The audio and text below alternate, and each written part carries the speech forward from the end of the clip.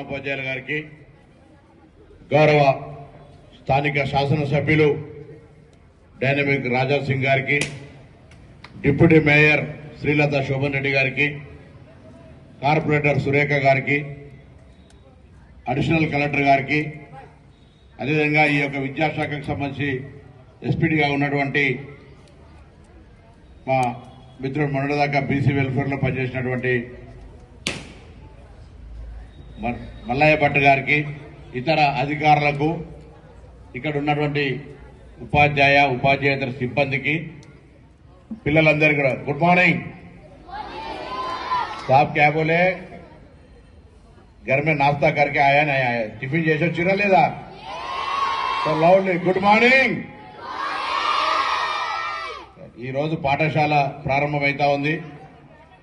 పాఠశాల ప్రారంభం సందర్భంగా ప్రభుత్వం ఎన్నికల కోడ్ ఉన్నప్పటికీ ఎన్నికల కోడ్ ముందే ఒక నిర్ణయాలు తీసుకొని తెలంగాణ వ్యాప్తంగా ఉన్నటువంటి 26,000 పైన స్కూళ్లల్లో, ప్రభుత్వ పాఠశాలలలో 1,100 కోట్ల రూపాయలు పెట్టి 26,000 స్కూల్స్ మే 1,100 కోట్ల రూపాయలతో అమ్మ ఆదర్శ పాఠశాల పేరు మీద ఆయా పాఠశాలల్లో ఉన్నటువంటి మౌలిక సదుపాయాలకు సంబంధించినటువంటి టాయిలెట్స్ కావచ్చు, ఫర్నిచర్ రిపేర్ కావచ్చు, ఎలక్ట్రికల్ వర్క్ కావచ్చు, డ్రింకింగ్ వాటర్ ఇష్యూ కావచ్చు, మొత్తం బిల్డింగ్స్ అన్ని 26,000 పాఠశాలలకు కలరింగ్ తో పాటుగా అకాడమిక్ ఇయర్ స్టార్ట్ అయ్యే లోపల స్కూల్స్ అన్ని కూడా ప్రభుత్వ పాఠశాలలో చదువుకోవాలనే విధంగా మనస్తత్వం ఉండే విధంగా వాటిని తీర్చిదిద్దే ప్రయత్నం చేయడం జరిగింది. ఎమ్మెల్యే గారు చెప్పినట్టుగా ఇంకా అక్కడక్కడ అనేకమైనటువంటి సమస్యలు ఉన్నాయి.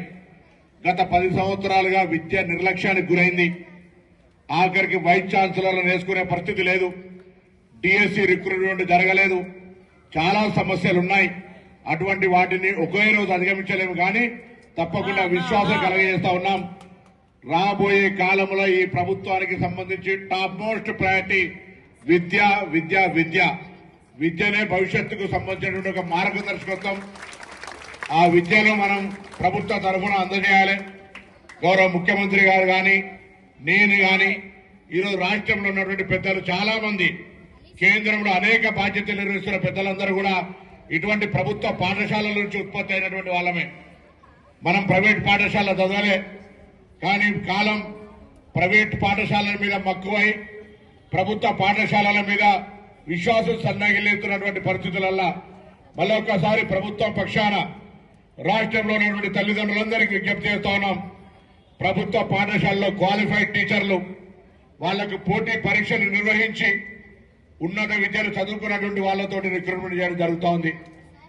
గురుకులాల పేరు మీద, మోడల్ స్కూళ్ల పేరు మీద, కేంద్రీయ విద్యాలయాల పేరు మీద, నవోదయాల పేరు మీద, రెసిడెన్షియల్ స్కూల్స్ పేరు మీద అనేకమైనటువంటి విధంగా విద్యా సౌకర్యాన్ని కలిగించే ప్రయత్నం చేస్తా ఉన్నాం.